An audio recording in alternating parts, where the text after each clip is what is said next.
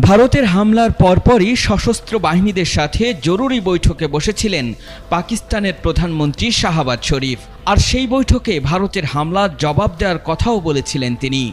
শাহবাজ শরীফের বৈঠকের পর ২৪ ঘন্টা পার না হতেই ভারতের ১৫টি শহরে সামরিক স্থাপনা লক্ষ্য করে ক্ষেপণাস্ত্র ও ড্রোন হামলা চালিয়েছে পাকিস্তান।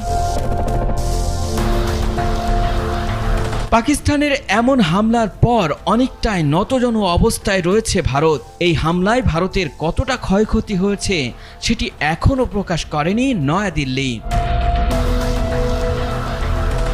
ভারতের উত্তর ও পশ্চিম অঞ্চলের কাশ্মীর, পাঞ্জাব এবং গুজরাট সহ অন্তত ১৫টি শহরে এই হামলার ঘটনা ঘটেছে। ভারতের পক্ষ থেকে জানানো হয়েছে, শ্রীনগর, পাঠানকোট, অমৃতসর, লুধিয়ানা, চণ্ডীগড় সহ অন্যান্য জায়গার গুরুত্বপূর্ণ সামরিক স্থাপনাগুলোতে পাকিস্তান